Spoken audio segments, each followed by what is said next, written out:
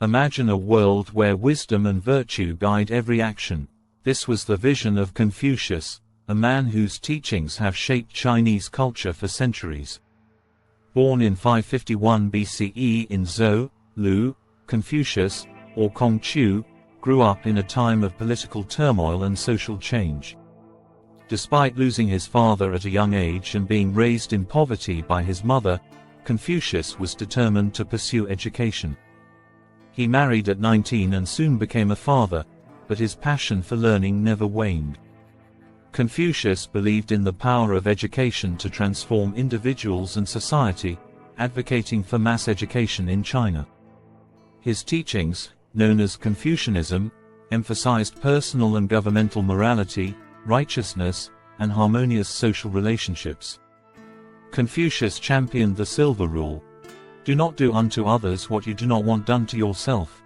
He saw the family unit as the cornerstone of an ideal government, promoting filial piety and respect for elders.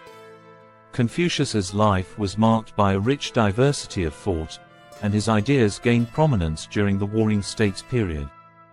Under Emperor Wu of Han, Confucianism became the official philosophy, shaping the path to officialdom. Confucius is traditionally credited with authoring or editing many ancient texts, including the 5 classics.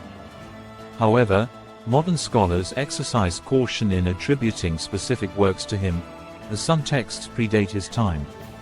The Analects, a compilation of his teachings, were assembled by his disciples years after his death. Confucius's name, a Latinized form of Confuzi, was coined by Jesuit missionaries in the 16th century. His courtesy name, Zhongni, indicated his position as the second son in his family. Confucius's early life was spent studying the 6 arts, which included rites, music, archery, charioteering, calligraphy, and mathematics.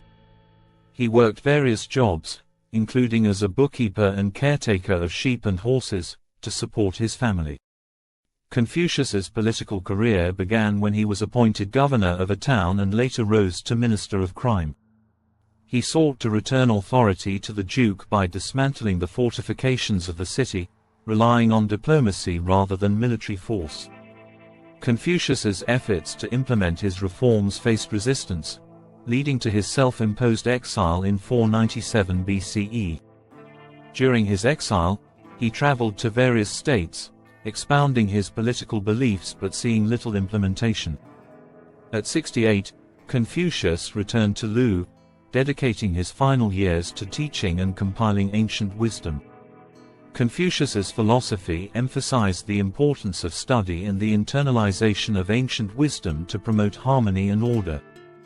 His ethical teachings focused on self-cultivation, emulation of moral exemplars, and the attainment of skilled judgment. Confucius believed in ruling through virtue and moral example rather than coercion and punishment. He looked to the past for models of virtuous rulers, advocating for a unified royal state based on moral merit. Confucius's approach to music and poetry was heavily inspired by the classic of poetry, which he believed stimulated the mind and taught sociability. His teachings were later expanded into Neo-Confucianism, incorporating metaphysics and new approaches to self-cultivation. Confucius's influence spread beyond China, impacting thinkers in Korea, Japan, Vietnam, and even Europe. Despite facing criticism during the Cultural Revolution, Confucianism remains a significant cultural and philosophical force. Confucius's legacy lives on through his descendants, who continue to honor his teachings and maintain the longest recorded family tree in the world. Confucius's wisdom transcends time, reminding us that virtue and education are the keys to a harmonious society. Confucius, the sage of ages.